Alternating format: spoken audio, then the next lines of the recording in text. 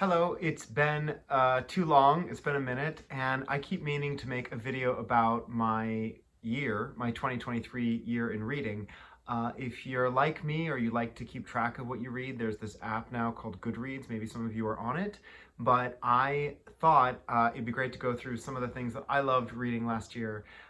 So if this is your first time, if you're just getting to know me, I have this great Patreon page. Some of you are on there.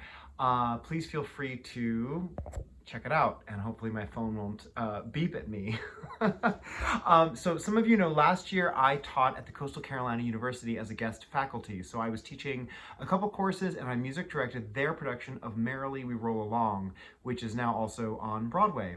And I was given carte blanche to create a courses and anything that I wanted.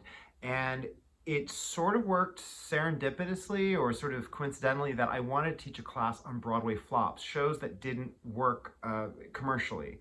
The interesting thing about flops and as I've talked to some people, don't quite maybe understand or think they understand. Merrily's a great example of I think a great show, great music, a great concept that initially flopped in 1981. It was Stephen Sondheim, it was George Firth. They had a great success with Company. Hal Prince was directing, and that was supposed to be their huge commercial success. In fact, it was Hal Prince's wife, who actually studied with my piano teacher. I had the same piano teacher as Hal Prince's wife, way back when. Not at the same time, of course, but she was my teacher as well, Constance Keene.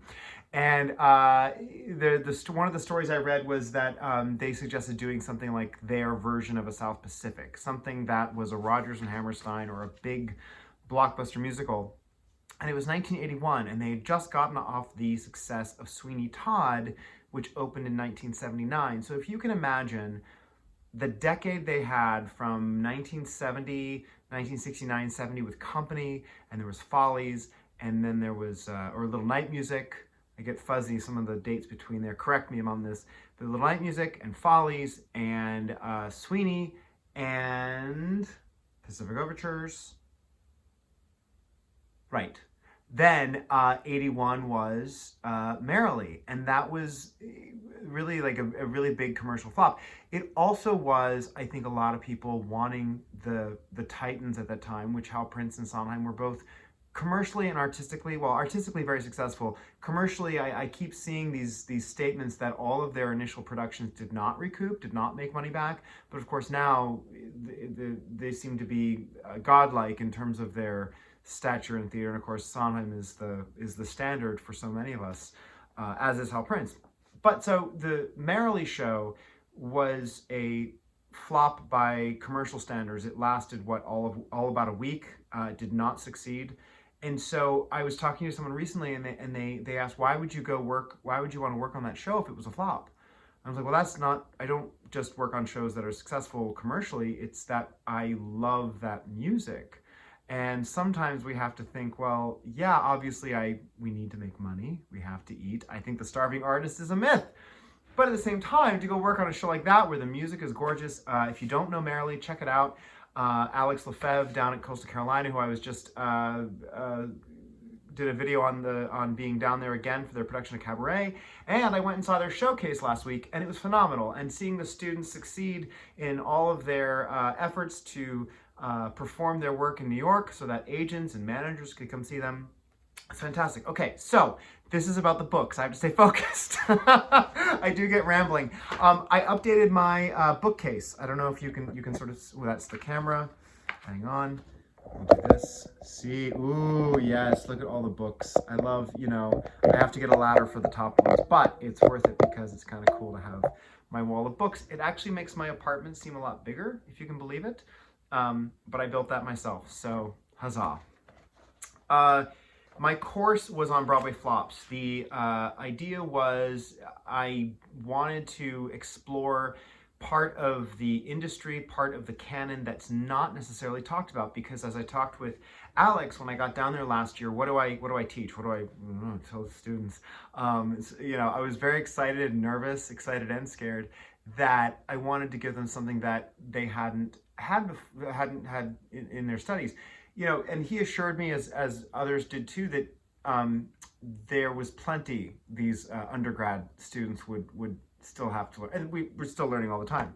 But I thought, okay, we'll do Broadway flops, and the criteria I actually picked up from this fantastic book. You might know this, you might recognize it. There's Carrie.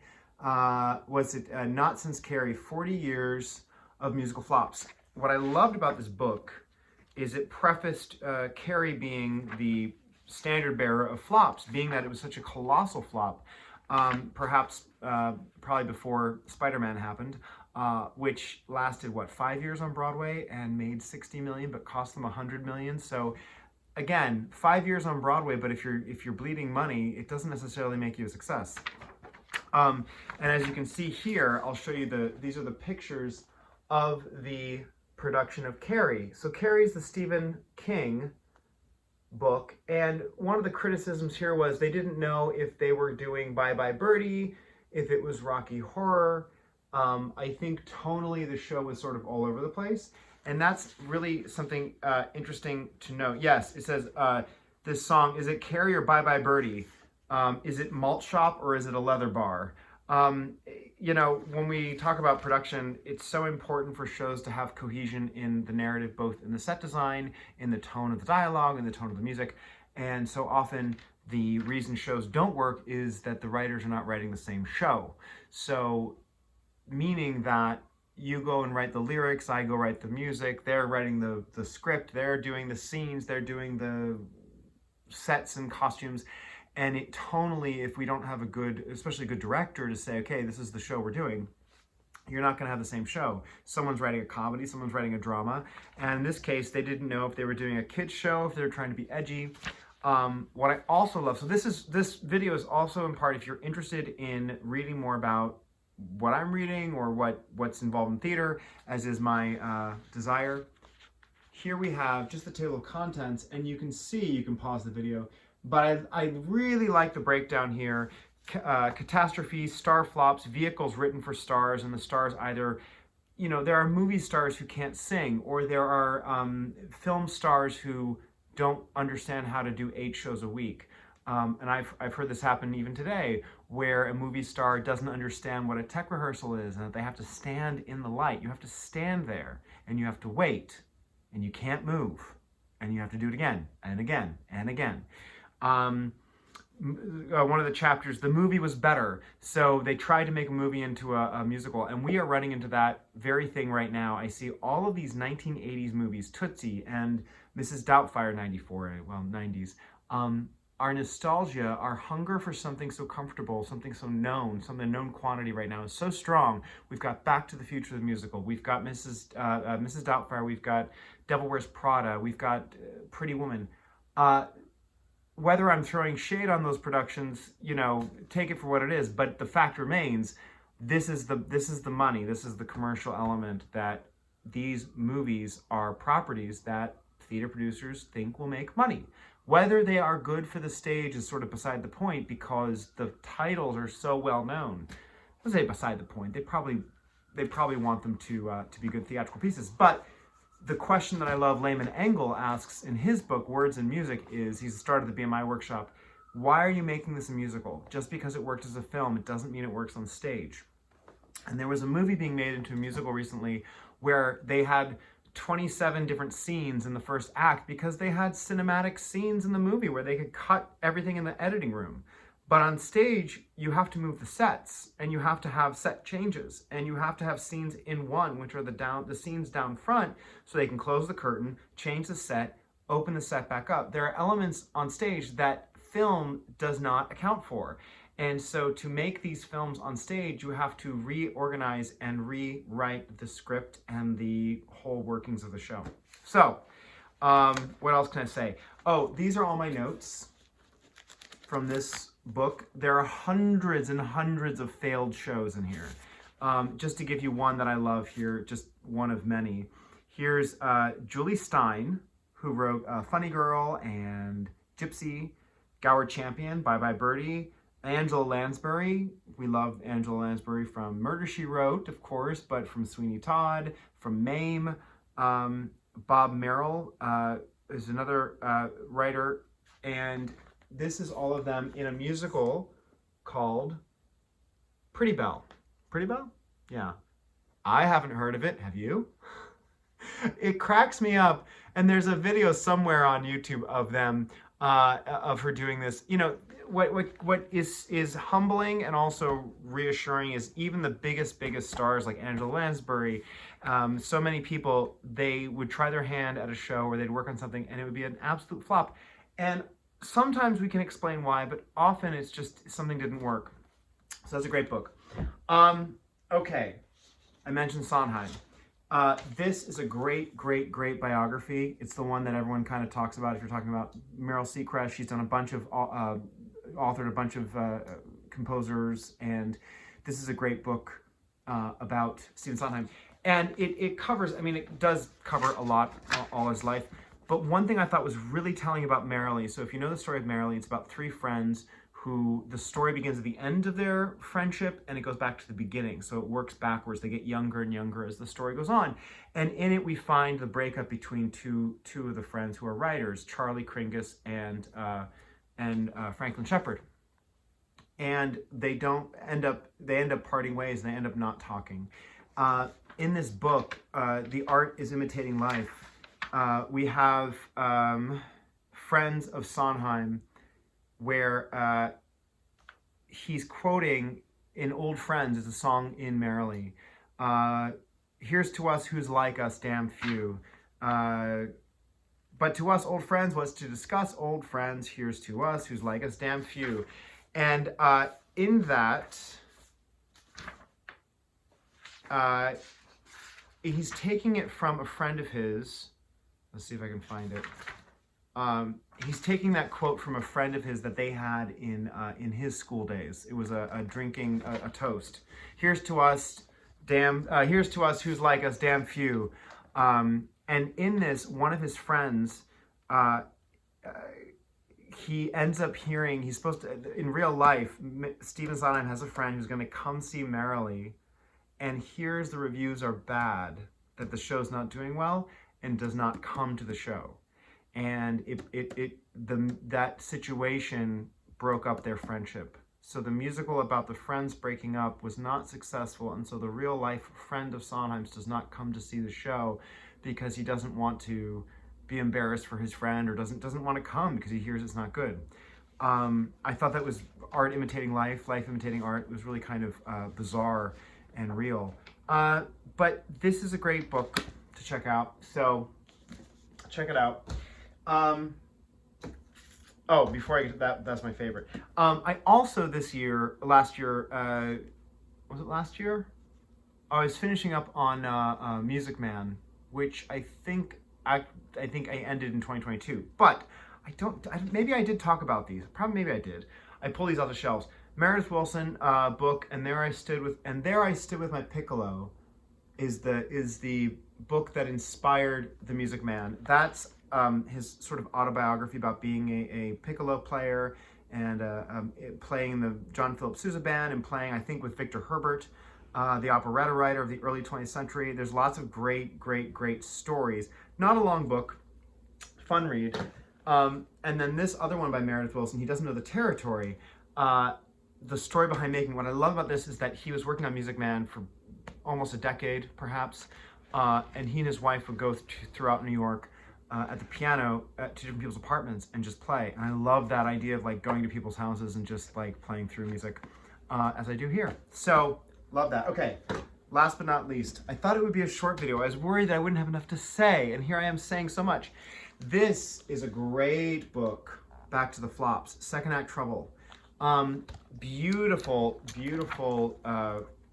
artwork, just old, you know, pictures of, you know, there is, yes, that, yeah, Carol Burnett. We all love Carol Burnett in a big flop called Fade In, Fade Out. Have you heard of it? I haven't. No, actually I have. There's some nice songs in there. This is a great book because of it's in-depth interviews with people who were involved with the shows, and great playbills, pictures, really nice quality pictures of the shows. Dude, which was written by the guys Gal McDermott, and they wrote Hair. Why can't I think of the other guy's name? low sugar. Okay, I'm Gal McDermott, and you'll tell me. This is one of my favorite anecdotes. David Merrick was a big producer on Broadway for 42nd Street, Hello Dolly, a bunch of shows. And he was called the Abominable Showman because he was kind of awful. There's one great story about him where the theater had a minimum number of players. The union said you had to hire this many musicians. And the show didn't need it or didn't have it, or there was a reason, I forget the reason why. But anyway, he said, fine, if we're not going to use the players in the pit, they're going to play at intermission and they're going to play before the show. So he hired, I think it was a string quartet, and he had them play because he wasn't going to, the union said you have to hire these many musicians. And he's like, I'm not going to do that. And they said, fine, so I'm going to use them in the lobby. So they sat in the lobby and played. So okay, fine, you know, work for the paycheck. This musical that Merrick was producing, he kind of rigged the system where he found the name of all the theater critics in New York.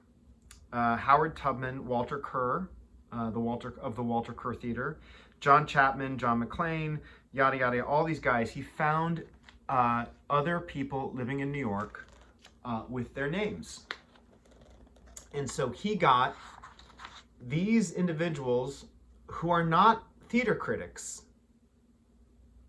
He found them and had them come see the show and have them write up these reviews, these bogus reviews. And I just think, you know, one of the few great musical comedies of the last 30 years, one of the best of our time. What a show, what a hit, what a solid hit. You know, all of these, you know, civilians, these pedestrian people who were not theater critics, but they had the names. And so he said, well, Walter Kerr, well, it wasn't that Walter Kerr. It was this other guy from, you know, the Bronx or Brooklyn or wherever he was. You know, he comes in and says he loved the show. I think that's a hysterical, funny story. So there's a back cover, and that's really pretty. So like I said, so it's all on, I'm on Goodreads, which is a great app for me. I love tracking what I'm reading. I love setting goals for myself for the year. I try to read a, like at one time reading a nonfiction, reading something fictional, and reading a biography. I like to kind of mix it up. And right now, I just started Mel Brooks's autobiography, All About Me. And I'm reading some murder mystery and Rob Kapilow's book, Listening for America, which is sort of an assessment, and Alex Lefebvre turned me onto that book as well. It's a deep dive into specific songs of the American Songbook, so I'm sure I'll have more about that later. Anyway, enough about all that. What are you reading? What do you like? Is there something that you are drawn to, or something that inspires and gives you artistic thought? Anything and everything, because I do think it's sort of all connected, these stories, whether Meredith Willson is pulling from his real life to write about Music Man, or Sondheim inadvertently writing a story that ends up being part of his life in terms of those relationships. And of course, he was always pulling, whether it was, I mean, now we look back, I don't know, you know, how much he writes about himself in terms of his work, but I hope you're all well, and share your thoughts. I love hearing from you all. And if this is on YouTube, like, subscribe, share, keep the conversations going, and stay well. Talk to you soon. Bye.